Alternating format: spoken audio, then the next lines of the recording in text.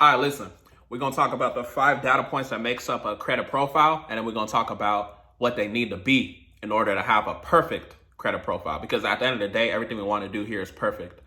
Perfect meaning limiting the likelihood that we'll get a denial. So listen, number 1 is payment history. Payment history accounts for 35% of your score. 35% of your score, right? So payment history is 35%. You want to have 100% payment history. 100% payment history is what's going to allow you to have that perfect credit profile. So if you have late payments for whatever reason, we have done for you credit repair services that can help you get those removed. So you can book a consultation, go to catacticsllc.com, and you can book a consultation with us. We also have DIY resources. We have a late payment deletion letter. So you got all the resources and you should not have late payments. If you have late payments, get them removed so you can have 100% payment history.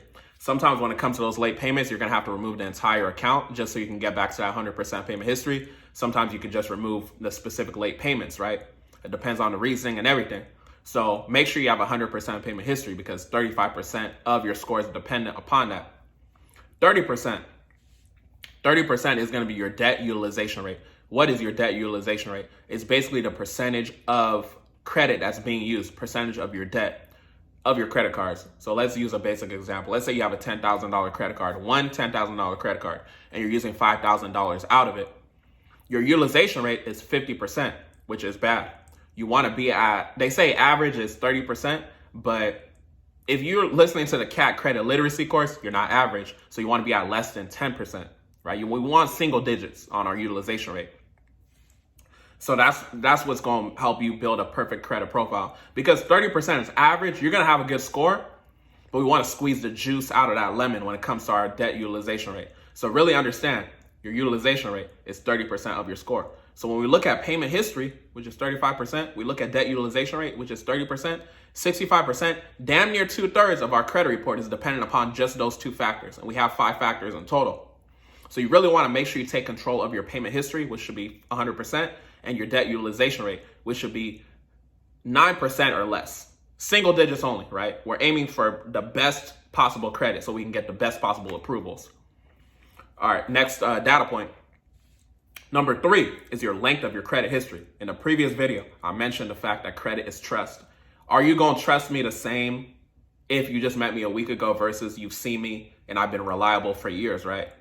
It don't make sense. You're going to trust me if you know me for years. It's the same with credit. Credit is trust. So your length of your credit history is 15%. 15% of your score is dependent upon the years of history. If you don't have a lot of years of history, which happens to be the case for a lot of young people, your option you can do, which should be your last option after you remove negative items and build your credit, is getting a trade line. What is a trade line? A trade line is basically a credit account, right? It's an account on your credit profile. There's different types of trade lines. So the trade line I'm talking about is an authorized user trade line. It's basically where you get an account from somebody else and you're piggybacking off of their history. So if you don't have history, you can go get like a 10-year trade line, add it to your profile. It'll stay probably for like maybe 45, 60 days. Go apply for what you need to apply for, and then you're able to get to the next level. A different type of trade line is a primary trade line. Primary trade line is like your own account on your own profile. So it could be like a credit card. It could be like a different primary accounts that you're using to actually build your credit and things like that. So there's different types of trade lines. In the context of what we're talking about of credit history, we're talking about authorized user trade line. So AU trade line. Whenever you see someone say AU trade line, they're talking about somebody piggybacking off of somebody's history. Stick with me. So that's 15%. So now we got 80%.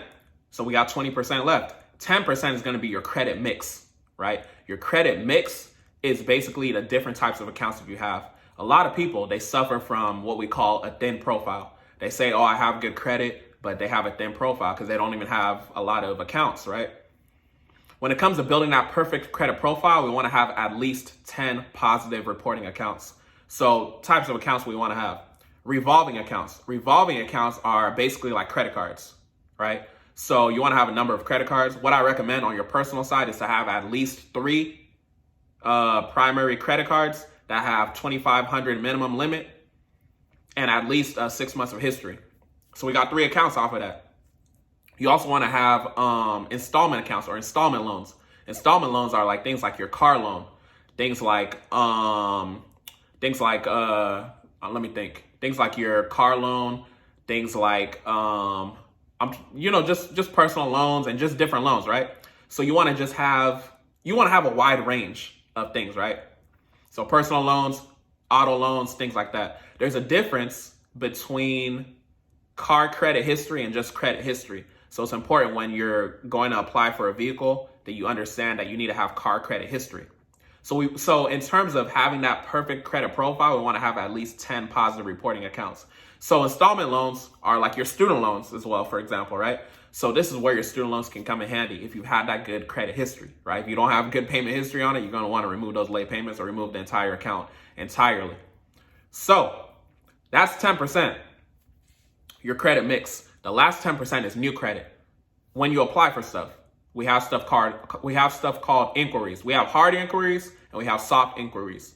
The hard inquiries are going to be what's actually in your score. A soft inquiry is like you looking at your credit. But a hard inquiry is like when you go to the car dealership, they run up your credit. You apply for something. Those are hard inquiries. In order to have that perfect credit profile, you don't want to have more than 2 to 3 per bureau. So these are the data points that make up a credit profile. And those are the data points you want to be at in order to have a perfect credit profile. Catch you on the next one.